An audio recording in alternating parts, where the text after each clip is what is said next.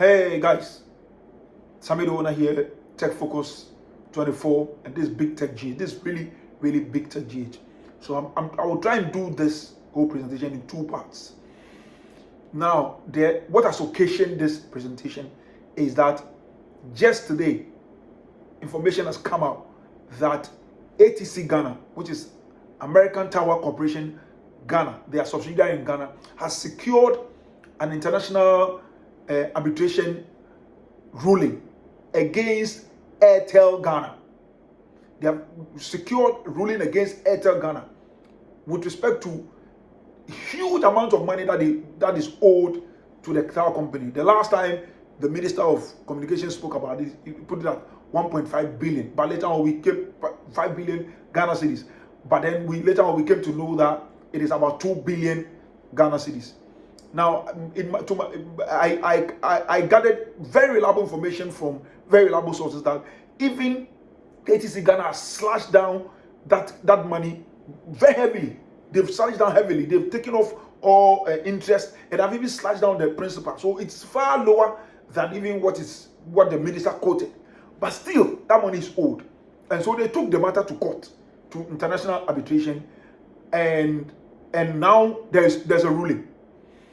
But what has brought us to this point? I want us to start from somewhere, and then we'll come to how we've come to this point that now they have to go to international arbitration and secure a ruling against Airtel Ghana. Now, I'm using the word Airtel Ghana because it's very important. So in 2021, we were in this country when Airtel Ghana, the company owned by Bati Airtel, they were operating as a telecom company on their own.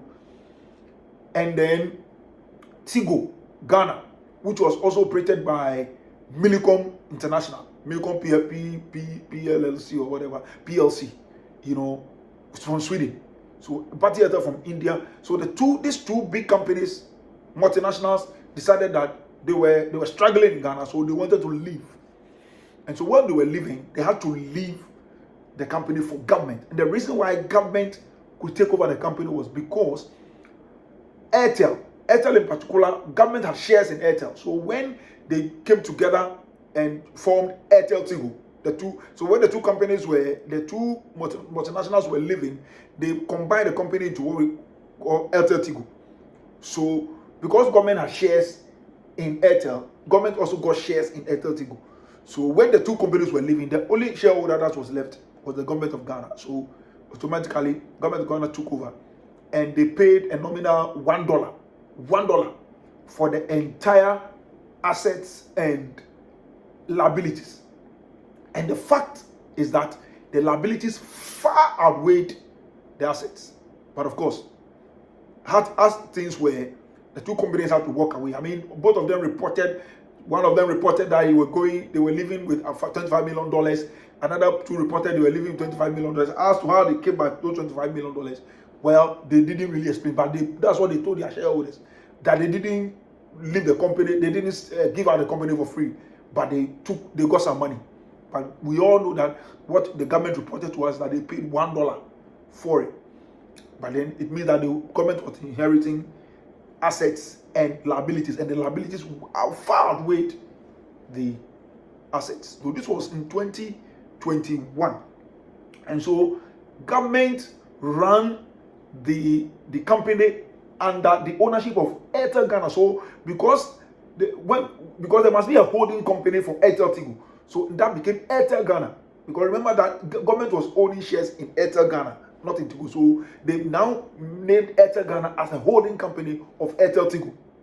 All right. So Airtel Ghana is now the holding company of Airtel Tigo. So they ran the thing under Airtel Ghana till 2023, when the Airtel Tigo now got rebranded to AT Ghana. Now listen very carefully. So Airtel Tigo now got rebranded to AT Ghana, but still under the ownership of Airtel Ghana. Do you understand? Because you see, rebranding is important, because we all know there were problems with the company. So maybe the way for people to know that Airtel and Tigo have left, they are no more here. So now the company that is operating, the brand that is being operated in Ghana now, the telecom brand that is being operated now is AT Ghana. They call it AT Ghana, but it was still under the holding company called Airtel Ghana. That is very, very, very, very important. Okay, so then within the same period, that's in 2023. So this was around, so the rebranding was done around, I think, June or so, and then around November or so, a company from the UK called Hanam Partners, an investment company from the UK called Hanam Partners, showed interest that they wanted to buy. In fact, we even broke the story a bit earlier than November, that there's a company called Hanam Partners. They wanted to come and, invest in it. When we broke the story, it was as if it's not true. But then later down, like a few months after we broke the story, the government, the minister herself, and then the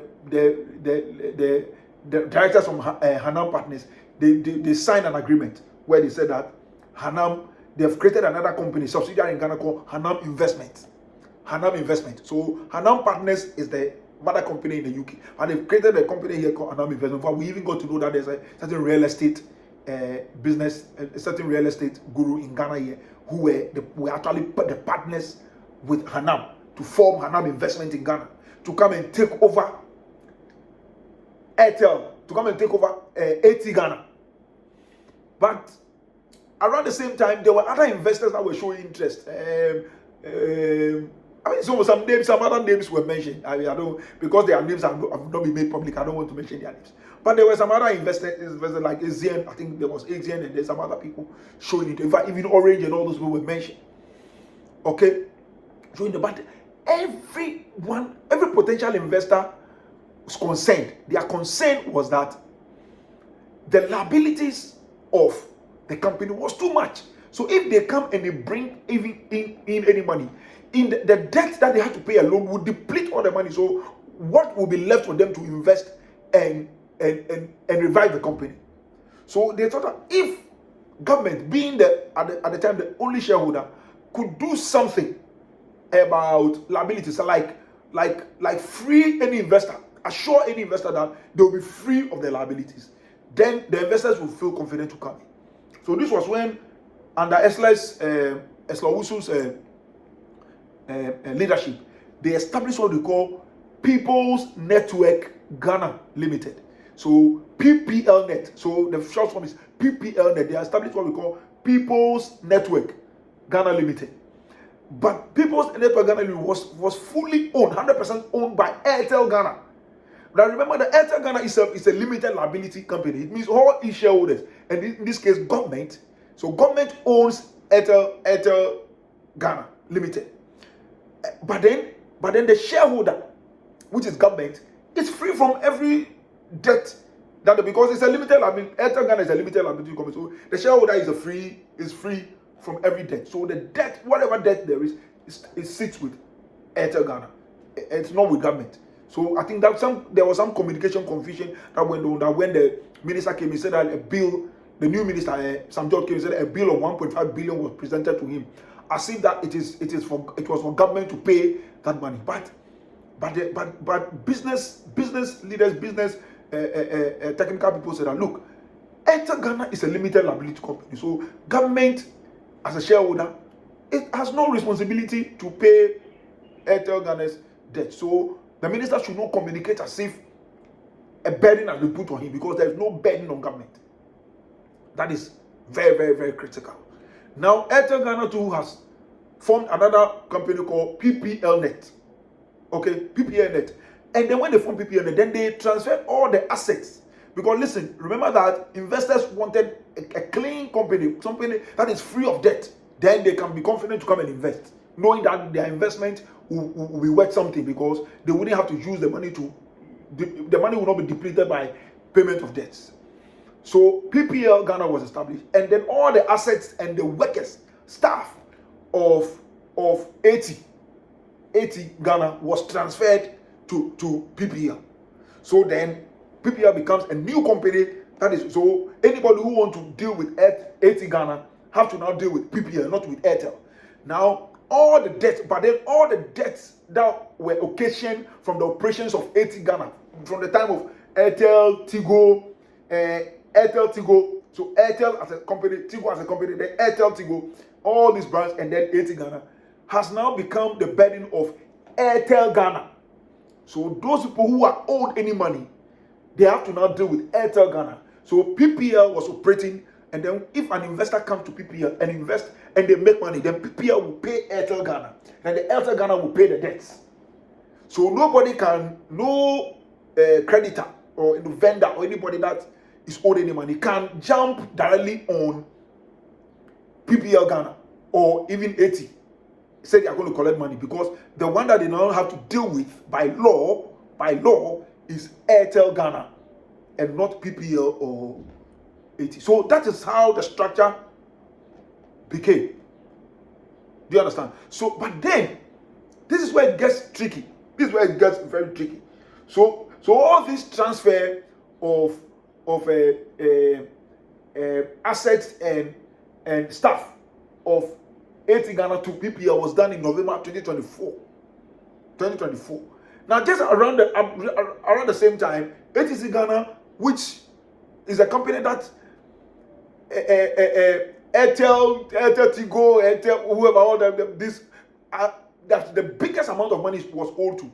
The minister put it, remember the minister said it was 1.5 billion, ATC Ghana alone. And we later got to know that it has gone to 2 billion Ghana cedis. They went to international arbitration. So this is where the issue of international arbitration. They went to international arbitration seeking that they are paid their money, because now that you are moving the assets and you are, you